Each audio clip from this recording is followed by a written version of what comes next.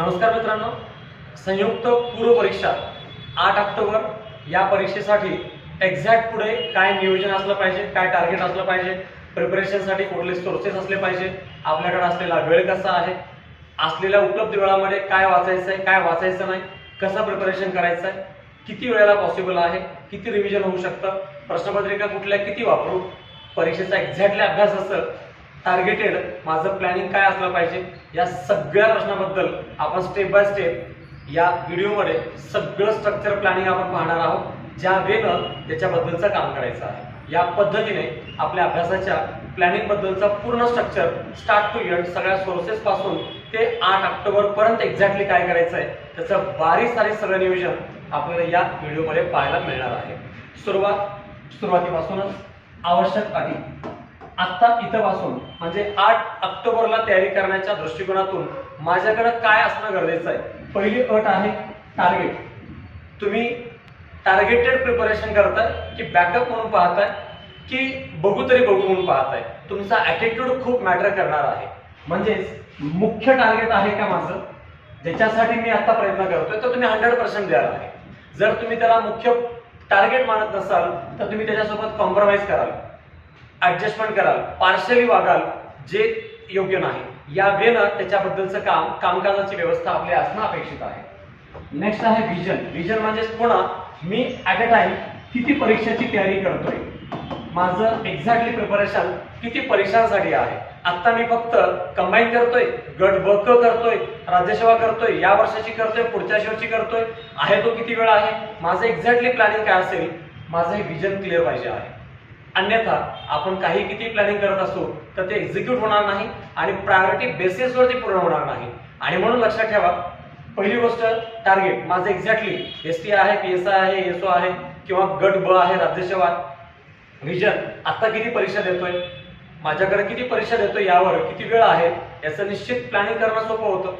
त्यानंतर अभ्यासाचा वेळ, कारण मी किती परीक्षा देतोय, नेमकं माझ्याकडे आता किती वाचून झालेलं आहे, काय आहे हे तुमच्याकडे उपलब्ध टाइम याचं शेड्यूल असणं गरजेचं आहे। अन्यथा आपण 2-4 दिवस आता पुढे करायला सुरुवात करू, 2-4 दिवसानंतर गणपती बसतील, पुन्हा गणपती उठतील, पुन्हा गौरी आणि आवर सगळ्यामध्ये तुमचे 8-10 दिवस कसे जातील हे समजणार सुद्धा नाही आहे।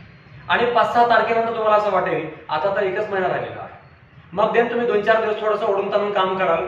2-4 दिवसानंतर म्हणजे 10-12 तारखेनंतर तुम्हाला वाटेल की आता 15 दिवसच राहिलेले आहेत, ऑक्टोबरमध्ये आपलं काही होतच नाही असं वाटेल। एकतर आपण गिव्हअप करायला लागू, अन्यथा वेळ घालवायला लागू किंवा चाललंय म्हणून चालू ठेवू। असं अभ्यासाच्या वेळाबद्दल टेंटेटिव्ह जे स्ट्रक्चर आहे ते मॅनेज होऊ शकतं, पण एक्झिक्युशन होऊ शकणार नाही, टार्गेटेड होऊ शकणार नाही। आपला बराच मध्ये टाइम डिस्ट्रॅक्ट होऊ शकतो आणि शेवटचे 10-12 दिवस आपण करायचं म्हणून करत राहू आणि नंतर आपल्याला असं वाटेल की अभ्यासाला तर वेळ दिला होता, अभ्यास तर करत होतो, पण म्हणावं तसं झालं नाही आणि परीक्षा हातून थोडाफार मार्काने गेली असं वाटायला लागेल। त्याचं मुख्य कारण असेल आपण याचं योग्य नियोजन केलेलं नाही। काम करण्याची तयारी, पूर्ण वेळाचा अर्थ सकाळी 7 ते 11 लायब्ररीत बसणे किंवा सगळं त्याग करून फक्त अभ्यास करणे असं नाही। पूर्ण वेळाचा अर्थ आहे तुम्ही मेंटली प्रिपेअर्ड आहात, फोकस आहात, 100% तुम्ही अभ्यासात गुंतलेले आहात, असं डिवोटेड स्टडी करताय, तर देन मग तुम्ही टार्गेटेड आहात, पूर्ण वेळ देतात आहे। अभ्यासाला वेळ तर सगळे देतात पण त्याचा वापर पूर्ण होतो असं खूप कमी लोकांकडून होतं। म्हणून काही लोक खूप कमी अभ्यास करून पास होताना दिसतात, तर काही लोक खूप जास्त अभ्यास करून पास न होताना दिसतात, कारण ते पूर्ण वेळ ज्याला आपण 100% देणे असं म्हणतो, जे 100% फोकस्ड स्टडी आहे। जे करायचंय ते मी प्रश्नपत्रिका पाहिलेली आहे, अभ्यासक्रम पाहिलेला आहे, योग्य आणि आवश्यक पुस्तकातून तयारी करतोय, तर देन तुमची तयारी राईट ट्रॅकवरती चालू आहे। पण हे सगळं करताना तुमच्या सगळ्यांसमोर कॉमन मर्यादा आहे। ती कॉमन मर्यादा पहिली आहे कमिटमेंट। आज हा व्हिडिओ पाहून सुद्धा तुम्हाला वाटेल यस हरकत नाही, आता उद्यापासून एक्झॅक्ट सुरू करू, पण 1-2 दिवसानंतर तुम्ही तुमच्या नॅचरल वेने काम करायला सुरुवात कराल आणि त्यानंतर हे जे काही होतं टाइम, टार्गेट, विजन यानुसार काम आपण करताना दिसणार नाही आणि असं होणं गरजेचं आहे, अन्यथा कमिटमेंट आपला ब्रेक व्हायला सुरुवात होतो। आपला अभ्यास, परीक्षा, सोर्सेस, रिव्हिजन, क्वेश्चन पेपरची प्रॅक्टिस जे ठरलंय त्याप्रमाणे कमिटमेंट होणं गरजेचं आहे, कारण या परीक्षेचं हेच आहे आपली वचनबद्धता। आपण बसलोय अभ्यासाला, आपण जातोय लायब्ररीमध्ये, पण आपण खरंच तेवढं करतोय का जेवढं करणं गरजेचं आहे? ज्या दिवशी करायचं त्या दिवशीच करतोय का? जेवढे पेपर, जेवढे नोट, जेवढं वाचायचं तेवढं रिक्वायरमेंट पूर्ण करतोय का? ते होतंय की नाही यावर सगळं डिपेंड आहे. म्हणून लक्षात ठेवा, आज जे ठरवाल ते आजपासून असंच पुढे एक्झॅक्टली तसं अंमलात येईल याचा प्रयत्न करा. प्रायोरिटी ऑलवेज प्रायोरिटी आहे. मला सिरियसली अभ्यास करायचा आहे आणि सिरियसली पास व्हायचं आहे, पण मला सिरियस होणं जरुरी नाही, मला फोकस होणं गरजेचं आहे. पण मी फोकस होत नाही अनेक वेळेला. मी सिरियस राहतो कशाबद्दल? पास होण्याबद्दल, परीक्षेबद्दल. पण मी फोकस होऊन काम करत नाही तर माझी प्रायोरिटी ही नाही हे लक्षात येऊन जात आहे. प्रायोरिटी काय आहे? मी सगळी कामं करतो, माझा वेळ घालवतो, मी माझं सगळ्याबद्दलचे डिस्ट्रॅक्शन, ऑल फ्रेंड्स आणि इकडे तिकडे जाणं येणं करत चालू राहतं. घरची जबाबदारी, ड्युटी, जॉब इत्यादी सगळं चालू आहे. हे सगळं करून मी विचार करतो अभ्यासाला वेळ राहतोय का? याचा अर्थ काय आहे? अभ्यास ही लास्ट प्रायोरिटी आहे. मग तुम्ही फर्स्ट टार्गेट कसं काय म्हणू शकता? फर्स्ट प्रायोरिटी काय आहे? फर्स्ट प्रायोरिटी जर परीक्षा आहे तर बाकीच्या कामाला वेळ राहतोय का याचं प्लॅनिंग करायला पाहिजे आहे. पण आपण सगळ्या कामाचं वेळ नियोजन करतो आणि राहिला वेळ तर आपण प्रायोरिटी अभ्यासाला द्यायचं का याचा विचार करतो. आणि म्हणून प्रायोरिटी असली पाहिजे आहे. अभ्यास ही पहिली प्रायोरिटी असली पाहिजे. अभ्यास हे टार्गेट असलं पाहिजे. दर मग तुम्ही कॉम्प्रोमाइज करणार नाही, ऍडजस्टमेंट करणार नाही आहे. कारण पहिला हार्ड असेल तुमच्या समोर प्रायोरिटी अभ्यास, मग त्या राहिलेल्या वेळामध्ये बाकीची कामं सगळं ऑल सोर्सेस बघीन आहे. प्रत्येकाला टेन्शन आहे अभ्यासाचं, परीक्षेचं, मार्कांचं, एकूण जागांचं, घरचं, फॅमिली, फायनान्स, जॉब, बाजूचे डिस्ट्रॅक्शन्स, ऑल टेन्शन्स आहेत. पण या सगळ्या टेन्शनला एकच उत्तर आहे. जर ते टेन्शन सॉल्व्ह करता येत असेल तर सॉल्व्ह करा, सोडून देता येत असेल तर सोडून द्या, अन्यथा त्याला होल्ड करता येत असेल तर होल्ड करा. पण त्याला घेऊन बसू नका, कारण हे तुम्हाला काही उत्तर देत नाही. उलट टेन्शनला टेन्शन आवडतं म्हणून तो टेन्शन घेणाऱ्यांना जास्त टेन्शन देतो. जे टेन्शनला व्हॅल्यू देत नाही त्याच्याकडे टेन्शन कधीच जात नसतो. ज्याला आपण म्हणतो की हा वाऱ्यावर सोडून देतो आहे, तर त्याला टेन्शन त्याच्या जवळ जातच नाही. आणि ज्याला टेन्शन खूप लवकर येतं त्याच्याकडे टेन्शन अधिक लवकर जातो, कारण टेन्शनचा मित्र टेन्शनच असतो. आणि म्हणून प्रयत्न करा त्याला होल्ड करण्याचा. आणि दररोजच्या अभ्यासामध्ये एक प्रयत्न दिवसभरात नेहमी करावा. जेव्हा जेव्हा कधी प्रॉब्लेम असतील, टेन्शन असतील, त्या टेन्शन आणि प्रॉब्लेमला दिवसभरासाठी होल्ड करायची सवय ठेवा. सकाळी टेन्शन आला, दुपारी प्रॉब्लेम झाला, संध्याकाळी काही अडचण आली तर त्या टेन्शनला असं होल्ड करण्याचा प्रयत्न करा की रात्री 9 वाजेपर्यंत, 10 वाजेपर्यंत, 11 वाजेपर्यंत त्याच्यावर विचार करणार नाही. रात्री 11 नंतर त्या टेन्शनला घेऊन बसा आणि मग विचार करा की काय प्रॉब्लेम होता. अर्ध टेन्शन संपलेलं असतं 11 वाजेपर्यंत. पण ते टेन्शन तुम्ही जेव्हा अभ्यास करता तेव्हा मात्र जवळ यायला लागतं. त्याला कसं दूर ठेवता येईल याचा प्रयत्न करा.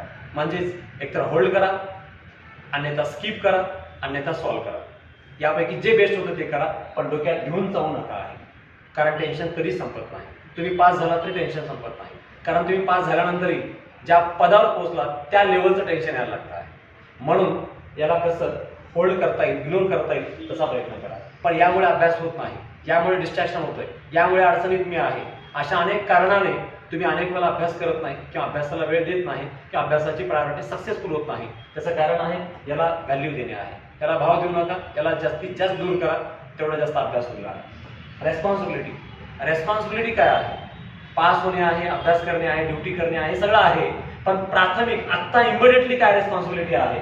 अभ्यास करणे आहे, स्टडी करणे आहे. त्या स्टडीला जोपर्यंत तुम्ही रेस्पॉन्सिबिलिटी समजणार नाही तोपर्यंत बाकी सगळे प्रॉब्लेम सॉल्व्ह होणार नाही आहे. म्हणून पहिली प्रायोरिटी ऑलवेज असावी ती म्हणजे माझी पहिली जबाबदारी काय आहे. अनेक जबाबदाऱ्यांचा आत्ता ओझं घेण्याची वेळ नाही. आत्ता जरुरी आहे, आत्ता इमिडिएटली माझी काय रेस्पॉन्सिबिलिटी आहे, त्याच्यावर मी कसं काम करू, फोकस करू ते आवश्यक आहे. ते झालं तर बाकी करायला वेळ लागत नाही. टेकन ग्रांटेड, आपण अनेक गोष्टी टेकन ग्रांटेड घेतो. ठीक आहे, चलो पॉलिटी येतं, इकॉनॉमी येतं, करंट आपण बघून घेऊ, मॅथला आपण शेवटी प्रॅक्टिस करतो, प्रश्नपत्रिका केल्या नाही केलं तरी चालतात. अशा कोणत्याही गोष्टीबद्दलचा ॲटिट्यूड ठेवू नका आहे. कारण आत्ता जे एक्झॅक्टली एक्झिक्यूट कराल तेच तुमचा रिटर्न्स आहे, तेच तुम्हाला परिणाम म्हणून मिळणार आहे. म्हणून कोणत्या गोष्टीबद्दल हायगय नाही. जे करायचं आहे ते रोखून टोकून आहे. हे करायचं आहे, हे करायचं नाही, त्याला अवरेज करायचं आहे. या पद्धतीने तुम्हाला एक्झॅक्टली कशाला प्रायोरिटी पाहिजे त्याला प्रायोरिटी ठेवून पुढच्या अभ्यासाची रणनीती असावी आहे. आता टाइम, तुमच्या अभ्यासाचा टाइम किती आहे? हे ठरलं, मेंटली प्रिपेअर व्हायचंय, आहे ते काय कसं करायचंय याबद्दल तुम्हाला एक माइंड क्लिअर स्टँड असावा यासाठी हा घटक सांगितला. आता अभ्यासाचं नियोजन, अभ्यासाचं टाइम टार्गेट. टाइमचं टार्गेट कसं आहे तुमच्याकडे एकूण आता एक्झॅक्टली वर्किंग बद्दल विचार केला तर अवरेज 40 दिवस तुमच्या हातात आहे आणि या 40 दिवसामध्ये आपल्या अभ्यासाचं विभाजन असावं. पहिलं 20 दिवसाचं एक रीडिंग, 10 दिवसाचं एक रिव्हिजन, 10 दिवसाचं एक रिव्हिजन, म्हणजे एक रीडिंग 2 रिव्हिजन होणं अपेक्षित आहे. हा एक प्लॅन असावा एका कॅटेगरीतील विद्यार्थ्यांसाठी. ज्यांचं ऑलरेडी प्रिपरेशन झालंय, एखादं रीडिंग झालेलं आहे, त्यांना असं वाटतं की आता आपण बऱ्यापैकी चांगलं आणि जास्त रिव्हिजन करू शकतो, त्यांनी 15 दिवसाचे 2 स्लॉट घेऊ शकतात. 2 वेळा चांगलं रिव्हिजन करण्यासाठी शेवटच्या 10 दिवसाचा स्लॉट करता येतो. पण कुठल्याही परिस्थितीमध्ये एकदा रीडिंग 2दा रिव्हिजन करण्याचा प्रयत्न करा. अवरेज एकूण 3 वेळा झाला पाहिजे. अधिक वेळा झाला असेल आनंदच आहे, कारण या परीक्षेचा वसूल जो आहे तो परीक्षेचा वसूल आहे या 3R मध्ये आहे, ज्याच्याबद्दल एक आपण व्हिडिओ ऑलरेडी मागच्या एका सिरीज मध्ये टाकला होता आहे. रीडिंग सगळेजणच करतात आहे, पण रिव्हिजन खूप कमी लोक करतात. अपेक्षा रिझल्टची सगळ्यांची असते, रिझल्ट सगळ्याला पाहिजे आहे, पण रिव्हिजन सगळ्यांचं होत नाही आणि हाच प्रॉब्लेम आहे. स्पर्धा परीक्षेतल्या अपयशाचं सर्वात मोठं कारण रिव्हिजन आहे. कारण रीडिंग प्रत्येक जण करतो, कारण रिस्क कुणालाच घ्यायची नाही, म्हणून तो सगळं वाचतोय आणि सगळं वाचणं हेच रिस्की आहे. आवश्यक वाचणं, महत्वाचं वाचणं, जरुरी आहे तेवढंच वाचणं गरजेचं आहे आणि हे समजायला बराच वेळ लागतो. आणि म्हणून आवश्यक योग्य रीडिंग करण्याला फोकस करा. तेवढा वेळेला ते जास्तीत जास्त रिव्हिजन होऊ शकतं. परिणाम म्हणून त्याला रिझल्टची अपेक्षा ठेवायची गरज पडणार नाही, कारण आपोआप रिझल्ट येतो, कारण रिव्हिजन चांगला आहे. सो हा हँडल आहे, म्हणून आपल्या या स्टडीचं प्लॅनिंग या माध्यमातून केलेलं आहे. पहिलं 20 दिवस आता रीडिंग व्हावं, नंतरचे 10 दिवस रिव्हिजन व्हावं. फर्स्ट रिव्हिजन ज्याला आपण म्हणतो, या कालावधीमध्ये तुम्हाला योग्य दिशेमध्ये रिव्हिजन करणं पॉसिबल आहे. त्यानंतर रिव्हिजन आहे, पण लक्षात ठेवा हा रिव्हिजन सर्वात जास्त निर्णायक आहे. कारण रीडिंग कसं केलंय त्याच्यावर हे रिव्हिजन आहे आणि हे रिव्हिजन कसं झालंय त्याच्यावर हे रिव्हिजन आहे. आणि हे रिव्हिजन अनेक वेळा जर इथलं रीडिंग फेल गेला असेल, प्रॉपर नसेल, तर इथलं रिव्हिजन योग्य दिशेत अंमलात येणार नाही. तेव्हा तुम्ही थातूर मातूर काहीतरी आवरायचं म्हणून शेवटच्या 10 दिवसात संपवाल आहे, पण हे करायचं नाही. योग्य रिव्हिजन करायचं, योग्य इथलं रिव्हिजन आपोआप होत आहे. आणि हे दोन्ही रिव्हिजन चांगले करण्यासाठी एक चांगलं रीडिंग गरजेचं आहे. या पद्धतीने आपल्या अभ्यासाचं एक शेड्यूल असणं अपेक्षित आहे. आता आहे तो 40 दिवसाचा वेळ दररोज कसं वापरायचा आहे तो वापरायचा आहे. अवरेज तुम्ही जॉब करताय, काही काम करताय, तुमच्याकडे वेळ कमी आहे, तर किमान 8 तास अपेक्षित आहे. जर 40 दिवसात प्रिपरेशन करायचं आहे, ऑलरेडी अभ्यास करून झालाय, 6 महिने वर्षापासून अभ्यास केलेला आहे, देन त्याला ह्या वेळेचं बंधन ठेवण्याची गरज नाही. तो फुल टाइम करतोय, बराच वेळ देतोय, काही इशू नाही आहे. पण एक अवरेज आता इथून प्रिपरेशन करतोय तर त्याला अवरेज 12 तास वेळ देणं एक्सपेक्टेड आहे. म्हणजे एक्झिक्युटिव्ह अभ्यास ज्याला आपण म्हणतो तो बसलाय असं नाही, बसलाय 14-15 तास, पण करतोय किती याचं इम्पॉर्टन्स आहे. आणि जो करतोय तो 12 तास करणं अपेक्षित आहे. 12 तास कसे आणि किती लागतात याचा अंदाज तुम्हाला खाली बघून लक्षात येईल. पहिला घटक, या 12 तासामध्ये मी काय काय करणार आहे? वाचन, रेफरन्स, स्टेट बोर्ड, गाईड इत्यादी वगैरे काय आहे ते वाचन आहे. त्यासोबत मी रिव्हिजन करणार आहे, कारण मी दररोज फक्त वाचत सुटले असं नाही. मी किमान 2 तास वाचलोय तर 10-15 मिनिटं रिव्हिजन करेन. मी 6 तास वाचलोय तर अर्धा तास रिव्हिजन करेन. मी आज दिवसभर वाचलोय तर 40-45 मिनिटं अवरेज 1 तास मी रिव्हिजनला देणं गरजेचं आहे. जर मी रिडिंग करत चाललोय आणि अर्धा तास सुद्धा मी पुन्हा ते आज वाचलेले 10 पाना वाचत नसेल, बघत नसेल, तर ते व्यर्थ आहे. दिवसभर जेवढं कराल त्याला अर्धा तास तरी द्या, ज्याला रिव्हिजन करण्याच्या वेळेनं बघणं आवश्यक आहे. म्हणून वाचनासोबत रिव्हिजनला वेळ दररोज अर्धा तास तरी देणं आवश्यक आहे. आणि त्यासोबत किमान प्रश्नपत्रिका, अजून पुढचा वेळ, पुढचे म्हणजे आता इथून या ऑगस्ट मधले 2-4 दिवस आणि सप्टेंबर मधले 10-15 दिवस, अशा अवरेज 20-1 दिवसापर्यंत तुम्ही प्रश्नपत्रिका सॉल्व्ह करणं आवश्यक आहे, योग्य आहे. एवढं काम करण्याचा प्रयत्न जरूर करावा प्रश्नपत्रिकेच्या माध्यमातून. या 12 तासामध्ये मी काय काय वापरणार आहे? स्टेट बोर्ड जे माझ्याकडे संसाधन आहे, या माध्यमातून संसाधन, त्यानंतर एखादं गाईड, स्टेट बोर्डवरचं गाईड किंवा ठोकळा गाईड कुठलंही एखादा असणं गरजेचं आहे. संदर्भ पुस्तकांची यादी माझी क्लिअर होणं गरजेचं आहे. प्रश्नपत्रिका माझ्याकडे आता क्लिअर माझा प्लॅन असला पाहिजे.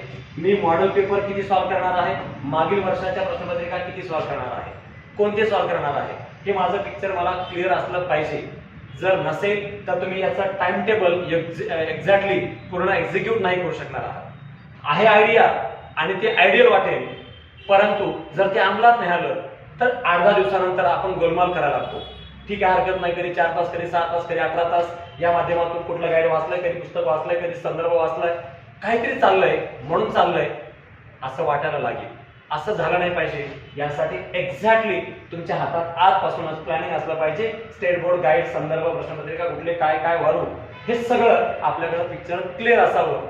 हे आज इमिडिएटली या वेळामध्ये या टार्गेटनुसार या संसाधनासह मी प्रिपरेशन करणार आहे. याचं माइंड पिक्चर तुमचं आज क्लिअर व्हावं यासाठी हा पहिला प्राथमिक घटक टाकलेला आहे. आता स्टेट बोर्ड, संदर्भ, गाईड आणि प्रश्नपत्रिका याचं पूर्ण एक्झॅक्टली वास्तव काय काय करायचंय त्याचा सुद्धा इथं संदर्भ दिलेला आहे. अवरेज तुमच्यापैकी जे विद्यार्थी गेल्या 2-4 महिन्यात कधी ना कधी स्टेट बोर्ड वाचले असतील त्यांना आता रिव्हिजन करावं. रिव्हिजनला अवरेज दररोज 1 ते 1.5 तास द्यायला हरकत नाही. पण ज्याने आत्ता सुरू करायचं आहे आणि इथून प्रिपरेशन करणार आहात तर अवरेज किमान 2 ते 2.5 तास या स्टेट बोर्डला द्यावं. स्टेट बोर्ड वाचलाच नाही, स्टेट बोर्ड आता मी काय करू, कसं करू, तर 2 मार्ग आहेत. एक तर प्रॉपर स्टेट बोर्ड वाचावं आणि रिव्हिजनसाठी स्टेट बोर्डचा ठोकळा घ्यावा. गाईड जे स्टेट बोर्डचा आहे, स्टेट बोर्ड ठोकळा, स्टेट बोर्ड ठोकळा गणेश काळेंचा चांगला आहे. स्टेट बोर्डच्या माध्यमातून रिव्हिजन करण्यासाठी जरूर वापरा. त्यासोबत एकूणच स्टेट बोर्ड बद्दल जर तुम्हाला असं वाटतं की ऑलरेडी वाचून झालंय तर मग आता डायरेक्ट ठोकळ्यापासून सुरू करा, हरकत नाही. आणि जर वाचून झालं नाही तर एक बार रीड करून घ्या आणि ठोकळ्यापासून सुरुवात करा. पण दोन्हीपैकी एक वापरा आहे. इथून पुढच्या 40 दिवसात यालाही बेस्ट करतो, यालाही रिव्हिजन करतो, ठोकळा वाचतो तर थोडंसं डिफिकल्ट जाऊ शकतं टाइम मॅनेजमेंटच्या पॉईंट ऑफ व्ह्यू. म्हणून 1.5 ते 2 तास स्टेट बोर्डला द्यावं. यासाठी द्यावं अवरेज आतापर्यंत स्टेट बोर्ड वरतीच आयोगानं किमान 32 आणि अधिकतम 43 प्रश्न आयोगाने कंबाईन राज्यसेवा कोणत्या परीक्षेला विचारलेले आहे. आतापर्यंतचा इतिहास आहे, डायरेक्ट इनडायरेक्ट नाही, डायरेक्टलीच किमान 32 आणि अवरेज 43 म्हणजेच कमी अधिक प्रमाणामध्ये आपल्याला 35 प्रश्न स्टेट बोर्डवर दिसतात. म्हणून स्टेट बोर्ड वाचणं नेहमी योग्य आणि आवश्यक आहे. कमी वेळात होतं, सहज समजतं, रिवाइज करायला सोपे जातात. हे वाचा, अन्यथा स्टेट बोर्ड वाचा. आता वेळ कमी पडतोय असं वाटत असेल तर यासोबत हा ठोकळा वाचला तरी चालेला आहे. यामध्येही जर काही झेपत नाही असं वाटलं, वेळ कमी पडतोय असं वाटलं तर 11वी इतिहास, 12वी राज्यशास्त्र, 12वी अर्थशास्त्र आणि 9वी 10वी सायन्स, 9th आणि 10th सायन्स एवढं जरी केला तर तुमचे किमान 12 ते 15 मार्कापर्यंत जाण्याचे चान्सेस आहेत. 11वी इतिहास 2 मार्क, राज्यशास्त्र 4 मार्क, अर्थशास्त्र 4 मार्क, 4 आणि 4 8 आणि 2 10 आणि 9वी 10वी 3 ते 4 म्हणजे 14-15 मार्कापर्यंत आपण एवढ्या किमान 2, 4 आणि 5 पुस्तकं वाचून सुद्धा अवरेज 15 मार्कापर्यंत पोहोचायला आहे. आणि याच्यावर ठोकळा हा वाचला तर तुमचं काम स्टेट बोर्डचं अवरेज 35 मार्काचे क्वेश्चन्स तुम्हाला वाचलेले सापडतील किंवा तुम्हाला येऊ शकतात असं तयार होईल. आणि त्याचं रिव्हिजन किमान एकदा रिडिंग आणि 2दा रिव्हिजन या पॉईंट ऑफ व्ह्यूने ते काम पूर्ण होईल आहे. या स्टेट बोर्ड सोबत म्हणजे या 35 मार्काच्या स्टेट बोर्ड सोबत प्लस जर एक ठोकळा जसं की तात्यांचा ठोकळा आहे, तात्या ठोकळा जरूर वापरा. या माध्यमातून हा स्टेट बोर्डचा एक ठोकळा आणि तात्याचा ठोकळा 2 आणि दोन्ही ठोकळे वापरत असाल तर बराच पार्ट रिपिटेशन होईल, लवकरही सांगतील. काही वगळू शकतात, काही कमी करू शकतात, सगळं वाचायची गरज पडणार नाही आहे. जेवढा आवश्यक सेक्शन वाटतात तेवढ्यावर जरी ठोकळा वापरला तरी चालेल आहे. पण ठोकळ्यामुळे आता किमान अधिक वेळेला रिव्हिजन होणं शक्य आहे किंवा ते पॉसिबल आहे आणि त्याला प्रयत्न करावा. 30 ते 35 क्वेश्चन स्टेट बोर्डचे आणि ठोकळा तात्याचा प्लस केल्यामुळे त्याच्यामध्ये आणखी 10 मार्क प्लस होतील. स्टेट बोर्ड किंवा स्टेट बोर्ड ठोकळा केला आणि त्याच्यामध्ये तात्याचा ऍड केला तर तुम्हाला आणखी 10 मार्क म्हणजे अवरेज 40 ते 45 मार्काला पोहोचण्याचा मार्ग मिळतो. आणि डायरेक्टली हेच 2 ठोकळे वाचला तरी चालेल. या दोन्ही ठोकळ्याला एकत्रित वाचल्यामुळे बराच पार्ट तुमचा रिपीट होईल, कारण दोन्हीमध्ये बऱ्यापैकी स्टेट बोर्डचा पार्ट कव्हर आहे. तर मग काही पार्ट वगळून लवकर रिव्हिजन करणंही पॉसिबल आहे. म्हणजे या माध्यमातून कोणतंही एक सेक्शन वापरा, पण रिडिंग आणि रिव्हिजनवर टार्गेट ठेवूनच वाचा आहे. अवरेज 40 ते 45 मार्कापर्यंत एवढंच वाचून आपण एक्झामला क्रॅक करण्याच्या टार्गेटपर्यंत पोहोचू शकतो. ह्या दोन सोर्सेस नंतर लक्षात ठेवा प्रश्नपत्रिका मागील वर्षाच्या ऑलरेडी केल्या असतील, चांगल्या गोष्ट आहे, एक बार रिवाइज करा. आता करताय एक बार रिवाइज, एकदा सॉल्व्ह करा, देन थोडंसं रिवाइज करा किंवा त्याचं एक्सप्लेनेशन वाचा, पण प्रश्नपत्रिका एकदा तरी वाचा. हे जे आपण आता 40 मार्क पकडले त्या 40 मध्ये आणखी ॲव्हरेज 5 मार्क प्लस होतील. प्रिव्हियस इयरच्या प्रश्नपत्रिकेमुळे 1-2 रिपीट होतील, 2-3 मागील प्रश्नपत्रिकांचा एलिमिनेशनसाठी फायदा होईल. यामुळे हे इथले 40-42 आणि इथले 5 ॲव्हरेज आपण 45 ते 47 च्या आसपास आपण पोहोचतो. अजून रेफरन्स केलेलं नाही. स्टेट बोर्डचा ठोकळा किंवा तात्या असे दोन पुस्तकं, म्हणजे ठोकळा हे 2 किंवा स्टेट बोर्ड आणि तात्या या माध्यमातून दोनच गोष्टी करतोय. ते 2 गोष्टी आणि प्रश्नपत्रिकेचा अवलंब. ॲव्हरेज 45 क्वेश्चन्स तुम्हाला वाचलेले सापडतील. तुम्हाला फक्त ते जमले पाहिजे. जमतात कधी अधिक रिव्हिजन झाला असेल तर ते तुम्हाला सहजरित्या जमतील. एवढ्या लेवलला तुम्ही पोहोचू शकता. या 45 नंतर लक्षात ठेवा चालू घडामोडीसाठी एक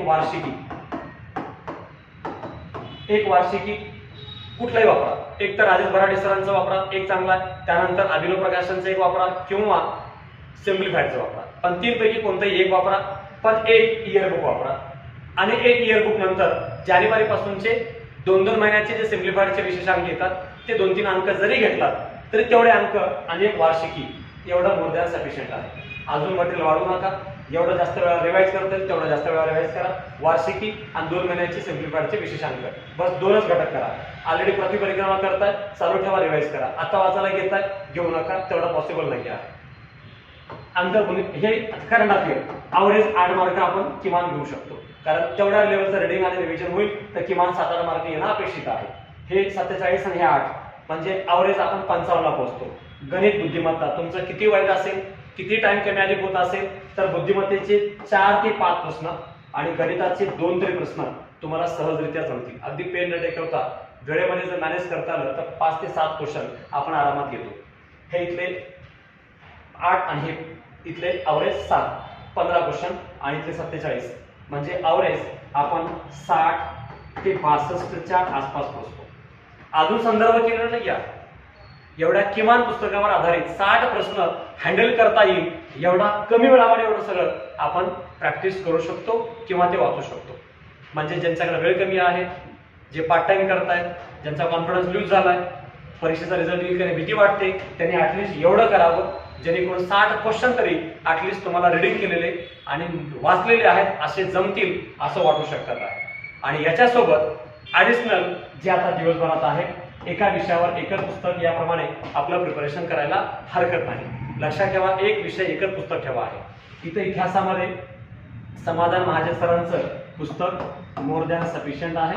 आता अभ्यासाच्या पॉइंट ऑफ व्ह्यू वेळ जेवढा आहे तेवढा विचार केला तर समाधान महाजन सरांचं पुस्तक आधुनिक भारताचा इतिहास ज्याच्यामध्ये महाराष्ट्रही कव्हर होईल, भारतही कव्हर होईल आणि 2दा किमान रिवाइज करू शकता. एक रिडिंग आणि एक रिव्हिजन चांगल्या वेळेनं पूर्ण होऊ शकतं एक सेक्शन. भूगोलामध्ये महाराष्ट्राचा भूगोल एवढा केला तरी मोर दॅन सफिशियंट आहे. भारतासाठी स्टेट बोर्ड मधून जास्तीत जास्त कव्हर करा, तिथून बऱ्यापैकी कव्हर होईल. पण 2 रेफरन्स आता वाचणं डिफिकल्ट होऊ शकतं. ऑलरेडी वाचून झालंय, रिवाइज होईल. पण आता सुरू करताय तर फक्त महाराष्ट्राचा भूगोल वाचा, कुठलाही वाचा, सौदी वाचा, खतीब वाचा, दीपस्तंभ वाचा, पण कोणतंही एकच वाचा, पण एकच वाचा. जे ऑलरेडी करताय त्याला चालू ठेवा, त्याला प्रॅक्टिस करा. राज्यघटना, अर्थव्यवस्था जर आतापर्यंत कुठलंच पुस्तक वाचलं नाही तर कोळंबे सरांचं पुस्तक वाचा, ज्या माध्यमातून तो पाठ बऱ्यापैकी आता तुमची परीक्षा पूर्ण होऊ शकते असं एवढं पाठ कव्हर होऊन जाईल आहे. ऑलरेडी लक्ष्मीकांत केलेलं आहे, बऱ्यापैकी रिडिंग रिव्हिजन चाललंय, लक्ष्मीकांतच पुढे कंटिन्यू करा. किरण देसले सरांचं पुस्तक ऑलरेडी वाचलंय, तेच पुढे कमांड करताय, देन मग त्याला पुढे चालू ठेवा. पण ना लक्ष्मीकांत वाचलेलं आहे ना किरण देसले सरांचं पुस्तक वाचलेलं आहे तर रंजन कोळंबे सरांचं पुस्तक इथून कन्फर्म वापरावं. ऑलरेडी रंजन कोळंबे सरांचं पुस्तक वाचताय त्यालाच पुढे रिवाइज करा. दोन्ही पुस्तकं या माध्यमातून कंटिन्यू रिडिंग रिव्हिजन 2-3 वेळा प्रॅक्टिस करणं पॉसिबल आहे. इम्पॉर्टंट टॉपिकची यादी मी टेलिग्रामवर टाकलेली आहे, त्या माध्यमातून तेवढे इम्पॉर्टंट टॉपिक पहा, बाकी बघण्याची गरज पडणार नाही, म्हणजे वेळ कमी पडलेला असेल. ऑलरेडी क्लास झाला या विषयाचा, देन त्या क्लासची नोटबुक जेवढी आहे तेवढं जर रिवाइज केलं तर बऱ्यापैकी काम पूर्ण होऊ शकतं. पुढच्या वेळाचा विचार करता तुमचं जास्तीत जास्त रिव्हिजन होणं गरजेचं आहे. रिडिंग कमी अधिक सुद्धा चालेल, पण रिव्हिजन अधिकतमच झालं पाहिजे, याला पहिली प्रायोरिटी ठेवावी आहे. म्हणजे एकच पुस्तक, एकतर रंजन कोळंबे सरांचं पुस्तक किंवा लक्ष्मीकांत किंवा किरण देसाई सरांचं पुस्तक. या माध्यमातून या दोन्ही विषयाला कोणतेही एकच पुस्तक वापरावं आहे. विज्ञान कोणते पुस्तक वापरा? अदरवाईज सचिन भस्के सरांचं पुस्तक ऑलवेज बेस्ट आहे. ऑलरेडी तुम्ही रंजन कोळंबे सरांचं वाचताय विज्ञान, ते कंटिन्यू करा. कोलते सरांचं पुस्तक करताय, तेच कंटिन्यू करा. आता कोणतंही पुस्तक बदलू नका, कोणतेही प्लान स्ट्रॅटेजी सोर्सेस बदलू नका. ऑलरेडी भस्के सरांचं करताय किंवा आता सुरू करताय तर भस्के सरांच्या पुस्तकापासून सुरू करायला हरकत नाही. दोनदा किमान रिवाइज करणं पॉसिबल आहे. चालू घडामोडी बुद्धिमत्ता, ज्यांच्याबद्दल आता आपण सोर्सेस पाहिले. बुद्धिमत्ता गणितासाठी ऑलरेडी क्लास झालाय, वही प्रॅक्टिस करा. अदरवाईज यशावरती एक एक पुस्तक जे काही तुम्ही गणिता बुद्धिमत्ताला वापरताय त्याच्या प्रॅक्टिसचा त्याचा वापर करावा आहे. या माध्यमातून एकूणच सोर्सेस आणि आपल्याकडं जे काही प्लॅनिंग आहे, वेळ आहे, टार्गेट आहे, त्यामध्ये या पद्धतीने अभ्यास केल्यास तुमच्या सगळ्या तयारीचे सगळे घटक विषय पूर्ण होऊ शकतात आहे. यानंतर आता हे झाले सोर्सेस. आता रिव्हिजन प्रॅक्टिस करायचे. तर रिव्हिजनला कालावधी किती आहे? आपण रिव्हिजनला पहिला कालावधी घेतला 10 दिवसाचा किंवा 15 दिवसाचा, जो आपण मागच्या पेजवरती पाहिला. यामधून जे रीडिंग करणार आहात त्याला रिव्हिजनला किती वेळ लागणार आहे त्याचं स्ट्रक्चर माइंडमध्ये ठेवूनच वाचावं किंवा अभ्यास करावं, अन्यथा मिसमॅनेजमेंट होऊ शकतं आहे. प्राधान्य, प्राधान्य म्हणजे काय? माझे कोणते विषय आहेत, कोणते विषय वीक आहेत म्हणजे माझे स्ट्रॉंग आहेत किंवा माझे वीक पॉइंट आहेत, त्याच्यानुसार प्राधान्य ठेवा. आणि शक्यतो या रिव्हिजनच्या वेळेला, हे रिव्हिजन कधी व्हावं तर इथून एक अंदाज माझा टेंटेटिव्ह टार्गेट तुमच्या सगळ्यांसाठीचा आहे, तो म्हणजे साधारण 13 सप्टेंबर ते 23 सप्टेंबर या दरम्यानच्या कालावधीमध्ये हे रिव्हिजन व्हावं. आणि 13 सप्टेंबरच्या अगोदर अवरेज तुमच्याकडं इथून जवळपास 17-18 दिवसांचा एक कमी अधिक 20 दिवसांचा वेळ तुम्हाला मिळतो. पहिलं रिडिंग 13-14 तारखेपर्यंत व्हावं.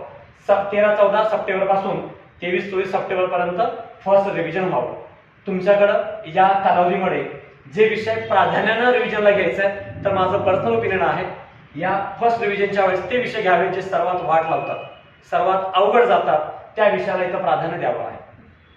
60% वेळ, 40% वेळ जे तुमचे राईट हँड सब्जेक्ट आहे त्यालाच द्यावा.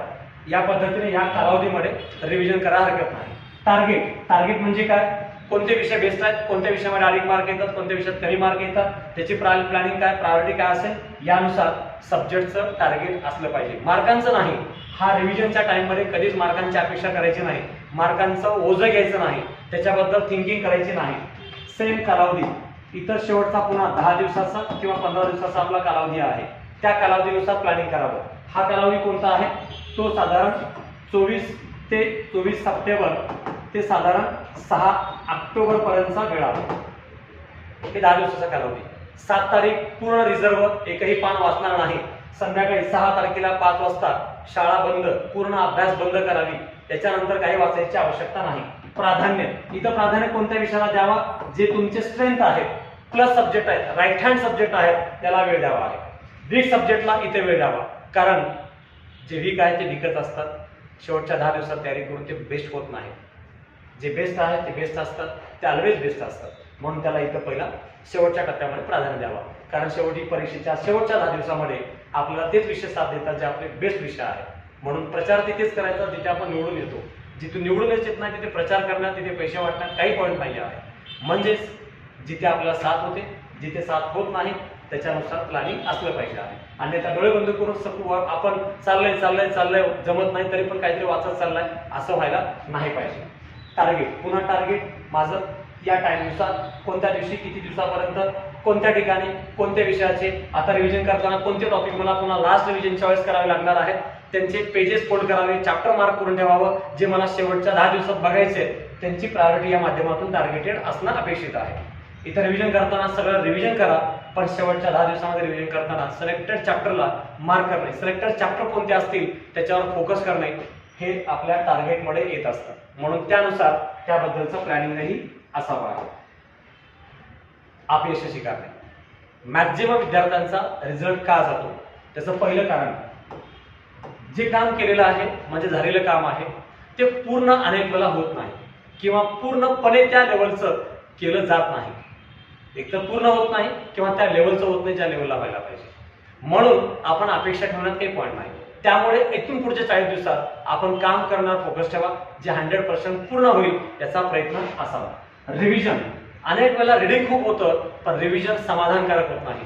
तुम्हाला सगळ्याला असं वाटलं पाहिजे की आपल्याला आता वेगळं काही वाचायची गरज पडणार नाही, एवढं सॅटिस्फॅक्शन होईल एवढं रिव्हिजन व्हावं, देन तुम्हाला कोणी हरवू शकत नाही.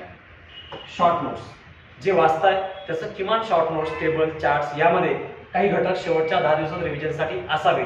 जर ते नसतील तर आपल्याला योग्य ते मार्कापर्यंत पोहोचण्यासाठी काही मर्यादा येतात. म्हणजे रिझल्ट जाण्याचं अनेक वेळा असं काही राईट हँडमध्ये थोडंसं हातामध्ये बसेल एवढ्या घटकामध्ये काही आपण कमांड मिळवू शकतो असं येणं गरजेचं आहे. ते नसेल तर लिमिटेशन येतात. परीक्षेच्या परिणामांचा विचार करणे आहे. अधिकतर वेळेला आपण परीक्षेच्या परिणामांची चिंता करतो की माझा रिझल्ट नाही आला तर, हा पण चान्स गेला तर, तो पण चान्स गेला तर, आता ही पण ऍड नाही, ती पण ऍड नाही, आपण ती पण परीक्षा पास झालो नाही, बाजूचे पहा एवढे पण अभ्यास केले त्याचाही रिझल्ट आला नाही, माझा तर कसा येईल, मी तर आता सुरू करतोय, आपलं कसं. हे सगळ्या गोष्टी ज्या आहेत त्या नगण्य व्हॅल्यू आहेत पुढच्या 40 दिवसात. कारण पुढचे 40 दिवस कामाचे आहेत, परिणामाची चिंता करण्याचे, विचार करण्याचे नाही आहेत. विचार जरूर करा 8 तारखेला संध्याकाळी पेपर झाल्यानंतर की आता काय करू, करू की नको करू, काय करू, हे सगळं त्या दिवशी. पण तोपर्यंत आपलं काम आणि काम असावं. पण विद्यार्थी अनेक वेळा दररोज अभ्यास करताना या परिणामांच्या चिंतेमध्ये राहतो, टेन्शनमध्ये राहतो, त्यामुळे काम कमी, चिंता जास्त होते. अपेक्षांचं ओझं, पास झालंच पाहिजे, मार्क एवढे आलेच पाहिजे, एवढं दडपण तेवढं दडपण, ही जबाबदारी ती जबाबदारी, या एक्सपेक्टेशनच्या ओझ्याखाली आपलं काम खूप नगण्य होतं, लो लेवलचं होतं, क्वालिटी लेस होतं, ज्यामुळे आपला रिझल्ट याला मर्यादा येतात आहे. असं होऊ देऊ नका आहे. परिणामाची चिंता, काय होईल, कसं होईल, वाचलेलं आठवत नाही, आठवेल का, परीक्षेत येईल का, मी आता वाचतोय तेच परीक्षेत येतं का, ह्या सगळ्यांची चिंता खूप जास्त डिस्ट्रॅक्शन करते आहे. कामावरील कमी लक्ष, सगळ्यावर फोकस, कामावर मात्र कमी लक्ष आहे. आत्ता इम्पॉर्टंट आहे बस काम आणि काम. तुमचे 100% काम चांगले करा, रिझल्ट 100% येतो आहे.